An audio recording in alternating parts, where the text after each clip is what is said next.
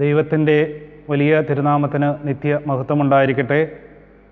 മിശിഹായിൽ ഏറ്റവും സ്നേഹം നിറഞ്ഞവരെ, ഇന്നത്തെ നമ്മുടെ ചിന്തയ്ക്കായിട്ട് നൽകപ്പെട്ടിരിക്കുന്നത് വിശുദ്ധ മർക്കോസ് എഴുതിയ സുവിശേഷം 3-ാം അധ്യായം 13 മുതൽ 19 വരെയുള്ള തിരുവചനങ്ങളാണ്.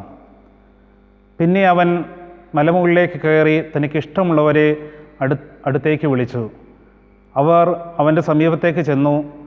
തന്നോടുകൂടി ആയിരിക്കുവാനും പ്രസംഗിക്കാൻ അയക്കുന്നതിനും പിശാചുകളെ ബഹിഷ്കരിക്കാൻ അധികാരം നൽകുന്നവനുമായി അവൻ 12 പേരെ നിയോഗിച്ചു.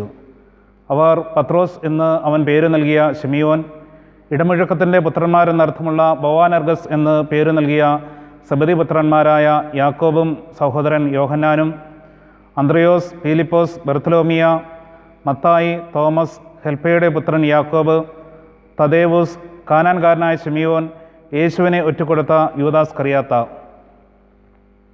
മിശിഹായിൽ ഏറ്റവും സ്നേഹം നിറഞ്ഞവരെ, കഴിഞ്ഞ 13 ദിവസങ്ങളിലെ നോമ്പനുഷ്ഠാനങ്ങളുടെ അവസാനമായ ഇന്നലെ വിശുദ്ധ പത്രോസ് പൗലോസ് ശ്ലീഹന്മാരുടെ തിരുനാൾ സഭ ആഘോഷിച്ചു. അതിനുശേഷം ഇന്നേ ദിവസം 12 ശ്ലീഹന്മാരെ പ്രത്യേകമായിട്ട് ഓർക്കാനായിട്ട് മാറ്റിവെച്ചിരിക്കുന്ന ദിവസമാണ് ഇന്ന്. ഈ 12 പേരുടെ തിരഞ്ഞെടുപ്പാണ് ഇന്നത്തെ നമ്മുടെ ചിന്താവിഷയം തന്നെ. യേശു മലമുകളിലേക്ക് കയറി തനിക്ക് ഇഷ്ടമുള്ളവരെ അവൻ്റെ അടുക്കിലേക്ക് വിളിച്ചു. യേശു ഇവിടെ ഈ 12 പേരെ പ്രത്യേകമായിട്ട് തിരഞ്ഞെടുക്കുന്നത് ഇസ്രായേലിൻ്റെ 12 ഗോത്രങ്ങളെ വിധിക്കാനായിട്ട് 12 സിംഹാസനങ്ങളിൽ ഇരിക്കാനായിട്ട് പ്രത്യേകമായിട്ട് തിരഞ്ഞെടുത്തതാണ്. ഇസ്രായേൽ ജനത എന്ന് പറയുന്നത് യാക്കോബിൻ്റെ സന്തതി പരമ്പരകളാണല്ലോ. പഴയ നിയമത്തിലെ തിരഞ്ഞെടുപ്പിനെക്കുറിച്ച് നാം പല പ്രാവശ്യം ധ്യാനിച്ചിട്ടുള്ളതായിരിക്കാം. അബ്രഹാമിനെ ദൈവം പ്രത്യേകമായിട്ട് വലിയൊരു ജനതയുടെ ഭാഗത്തു നിന്നും തിരഞ്ഞെടുക്കുന്നു. അബ്രഹാമിലൂടെ ഇസഹാക്കിനെ തിരഞ്ഞെടുക്കുന്നു. അബ്രഹാമിന് വേറെ മകനുണ്ടായിരുന്നിട്ട് പോലും ഇസഹാക്കിനെയാണ് അവിടെ പ്രത്യേകമായിട്ട് തിരഞ്ഞെടുക്കുന്നത്. വാഗ്ദത്ത പുത്രൻ എന്നുള്ള രീതിയിൽ ഇസഹാക്കിനെ തിരഞ്ഞെടുക്കുന്നു. ഇസഹാക്കിന് 2 പുത്രന്മാരുണ്ടായിരുന്നു, ഏസാവും യാക്കോബും. അതിൽ യാക്കോബിനെയാണ് തിരഞ്ഞെടുക്കുന്നത്.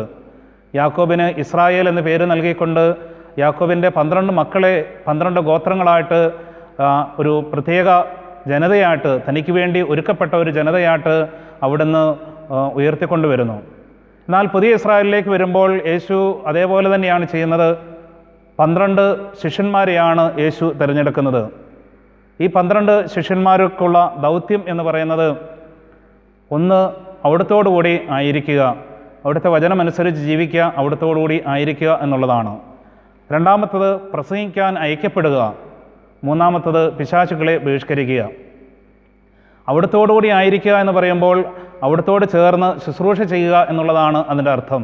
അവിടുത്തോടുകൂടി ആയിരിക്കുക, അവിടുന്നിൽ പരിപൂർണമായിട്ടും സമർപ്പിച്ചുകൊണ്ട് അവിടുത്തെ വചനത്തിന് അധിഷ്ഠിതമായിട്ട് ജീവിക്കുക എന്നുള്ളതാണ്. ശിഷ്യന്മാരിൽ 2 പേര് ഇടയ്ക്ക് അവിടുത്തോടുകൂടി ആയിരിക്കാതെ അവിടെ നിന്നും അല്പം അകന്നപ്പോൾ അവരുടെ ജീവിതത്തിലുണ്ടായ ബുദ്ധിമുട്ടുകൾ നാം കാണുന്നുണ്ട്. പത്രോസ് കർത്താവ് പിടിക്കപ്പെട്ടപ്പോൾ പരിചാരകരോട് ചേർന്നപ്പോൾ യേശുവിനെ തള്ളിപ്പറയേണ്ടതായ അവസ്ഥ പത്രോസിനുണ്ടാകുന്നു. എന്നാൽ പത്രോസ് ചെയ്തത്, അവൻ പോയി അനുദപിച്ച് കരഞ്ഞ് പ്രാർത്ഥിച്ചപ്പോൾ കർത്താവിൻ്റെ സംസർഗത്തിലേക്ക് തിരികെ വരാനായിട്ട് അവന് സാധിച്ചു. ഇന്നലത്തെ സുവിശേഷത്തിൽ നാം കാണുന്നുണ്ട്, 3 പ്രാവശ്യം പത്രോസിനോട് ചോദിക്കുകയാണ്, നീ എന്നെ സ്നേഹിക്കുന്നുവോ എന്ന് ചോദിച്ചുകൊണ്ട് ആ സ്നേഹത്തിലേക്ക് കർത്താവ് പത്രോസിനെ തിരികെ കൊണ്ടുവരുന്നു. അതേപോലെ മറ്റൊരു ശിഷ്യനായിരുന്നു യൂദാസ് കറിയാത്തോ. യൂദാസിന് പറ്റിയതെന്ന് പറയുന്നത്, അവൻ അല്പം അഹങ്കാരം ഭാവിച്ചു. യഹൂദരോട് ചേർന്നപ്പോൾ അവന് കർത്താവിനെ ഒറ്റുകൊടുക്കേണ്ടതായ അവസ്ഥ വന്നു. എന്നാൽ അവൻ പ്രതീക്ഷിച്ചതിന് വിപരീതമായി കർത്താവ് പിടിക്കപ്പെട്ടപ്പോൾ അവൻ സ്വയം മരണത്തിലേക്ക് പോവുകയാണ് ചെയ്തത്. അതാം സുവിശേഷത്തിൽ വായിക്കുന്നുണ്ട്. എന്നാൽ മറ്റ് ശിഷ്യന്മാർ ഓടിപ്പോയെങ്കിലും അവരൊരുമിച്ച് കൂടിയും പരിശുദ്ധാത്മാവിൻ്റെ നിറവുണ്ടാകുകയും ചെയ്യുമ്പോൾ യൂദാസ് കറിയാത്ത ഒഴിച്ചുള്ള ബാക്കി 11 ശിഷ്യന്മാരും പരിശുദ്ധാത്മാവിനാൽ നിറഞ്ഞ് അവർ സുവിശേഷം പ്രഘോഷിക്കുന്നതായിട്ട് നാം കാണുന്നുണ്ട്. ആ കർത്താവിനോട് ചേർന്ന് നിന്നപ്പോൾ പത്രോസ് ആദ്യത്തെ പ്രസംഗത്തിൽ തന്നെ ഏകദേശം 3000-ഓളം ആൾക്കാരെ മാനസാന്തരത്തിലേക്ക് നയിക്കാനായിട്ട് ആ പത്രോസിന് സാധിച്ചു.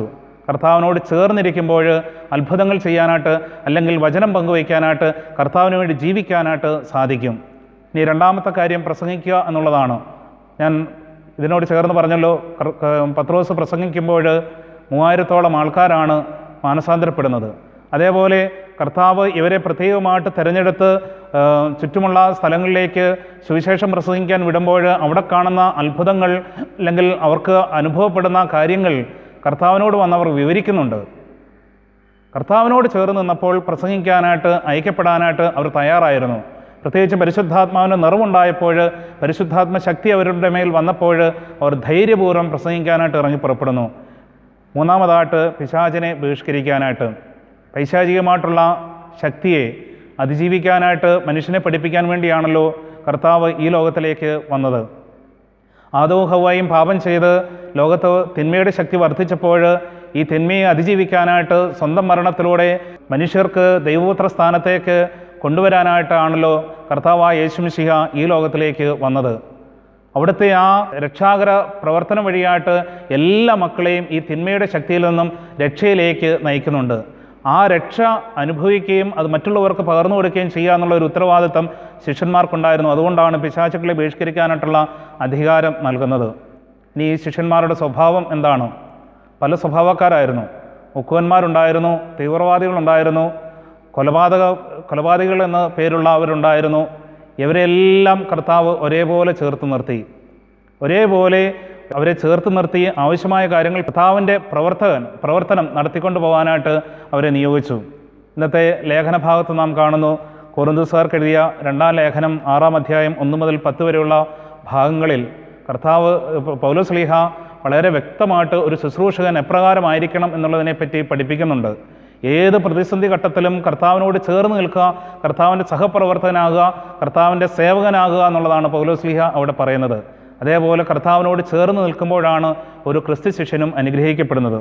പ്രിയമുള്ളവരെ, നാമൊക്കെ പല സ്വഭാവക്കാർ, പല വിധത്തിലുള്ള തെറ്റിൽപ്പെട്ടവരുണ്ടാകാം, പലതരത്തിലുള്ള വ്യത്യസ്തമായിട്ടുള്ള സ്വഭാവക്കാരുണ്ടാകാം.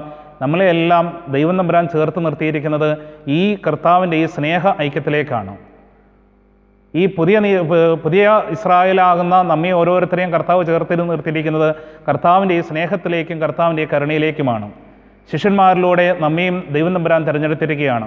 നമുക്കറിയാമല്ലോ, ശിഷ്യന്മാർ വിവിധ സ്ഥലങ്ങളിൽ പ്രസംഗിച്ചത് വഴിയായിട്ടാണല്ലോ ക്രൈസ്തവ വിശ്വാസം എല്ലാ രാജ്യങ്ങളിലേക്കും എത്തിച്ചേർന്നത്. അപ്പോൾ ഈ ശിഷ്യന്മാരെ പ്രത്യേകമായിട്ട് ദൈവം തമ്പുരാൻ തിരഞ്ഞെടുത്തിരിക്കുന്നത് നമ്മെ ഓരോരുത്തരെയും തിരഞ്ഞെടുക്കാൻ വേണ്ടിയാണ്. യേശു തന്നെ പറഞ്ഞിട്ടുള്ളതും പൗലോസ് ശ്ലീഹ പഠിപ്പിക്കുന്നതുമൊക്കെ ഈ ക്രിസ്തു സ്നേഹത്തിലേക്ക്, അല്ലെങ്കിൽ ആ ദൈവത്തിൻ്റെ മകനെന്നുള്ള അവകാശത്തിലേക്കാണ് നാം ഓരോരുത്തരും ചേർക്കപ്പെട്ടിരിക്കുന്നത്. അതുകൊണ്ട് നമുക്ക് ഈ യേശുവിനോട് ചേർന്ന് നിന്ന് ജീവിക്കാനായിട്ട് സാധിക്കണം. ഈ സ്ലീഹന്മാരെ പോലെ വിശുദ്ധിയോടുകൂടി ജീവിക്കാനായിട്ട് സാധിക്കണം. നമുക്കറിയാം, സ്ലീഹന്മാരെല്ലാം കർത്താവിന് വേണ്ടി എന്ത് ത്യാഗവും ഏറ്റെടുക്കാനായിട്ട് തയ്യാറായി. പലരും രക്തസാക്ഷികളായിട്ടാണ് മരിക്കുന്നത് തന്നെ, പീഡനമേൽക്കാനായിട്ട് തയ്യാറായി. അതേപോലെ തുടർന്നുള്ള വിശുദ്ധന്മാരെല്ലാം നാം കാണുന്നുണ്ട്, അവരെല്ലാം കർത്താവിന് വേണ്ടി പീഡയേൽക്കാൻ പോലും തയ്യാറായി എന്നുള്ളതാണ്. ഈ പീഡ ഏൽക്കുന്ന വഴിയായിട്ടാണ് അവർ വിശുദ്ധരായിട്ട് തീർന്നത്, അല്ലെങ്കിൽ കർത്താവിന് വേണ്ടി ജീവിച്ചത് വഴിയായിട്ടാണ് അവർ വിശുദ്ധരായിട്ട് തീർന്നത്. ആ ഒരു ജീവിതശൈലി നമ്മുടെ ജീവിതത്തിലും ഉണ്ടാകട്ടെ. അതേപോലെ ഇന്നത്തെ ഈ ദിവസം ഈ 12 സ്ലീഹന്മാരുടെ മാധ്യസ്ഥം യാചിച്ചുകൊണ്ട് നമുക്ക് പ്രാർത്ഥിക്കാം. കാരണം നമ്മുടെ പിതാക്കന്മാർ നമ്മെ പഠിപ്പിച്ചിട്ടുള്ള പ്രാർത്ഥനകളിലെല്ലാം നാം പാടുന്നുണ്ട്, 12 സ്ലീഹന്മാരുടെ മധ്യസ്ഥ വഴിയായിട്ട് 12 മാസങ്ങളെ അനുഗ്രഹിക്കണമേ, അതായത് ഒരു വർഷത്തെ മുഴുവനും അനുഗ്രഹിക്കണമേ എന്ന്. യുദാസിന് പകരം പത്രോസും കൂട്ടരും വേറെ മത്യാസിനെ തിരഞ്ഞെടുക്കുന്നുണ്ട്. അങ്ങനെ ഈ 12 സ്ലീഹന്മാർ, അത് ആ ഒരു പരിപൂർണ സംഖ്യ എപ്പോഴും നിലനിൽക്കുന്നുണ്ട്. ഈ 12 പേരുടെ മാധ്യസ്ഥം നമുക്ക് നമ്മുടെ ജീവിതത്തിൽ ഉണ്ടാകാൻ വേണ്ടി പ്രത്യേകമായിട്ട് പ്രാർത്ഥിക്കാം. ദൈവം തമ്പുരാൻ നമ്മെ ഏവരെയും ധാരാളമായിട്ട് അനുഗ്രഹിക്കട്ടെ. പിതാവിൻ്റെയും പുത്രൻ്റെയും ജീവനുള്ള പരിശുദ്ധ റൂഹായുടെയും നാമത്തിൽ ആമീൻ.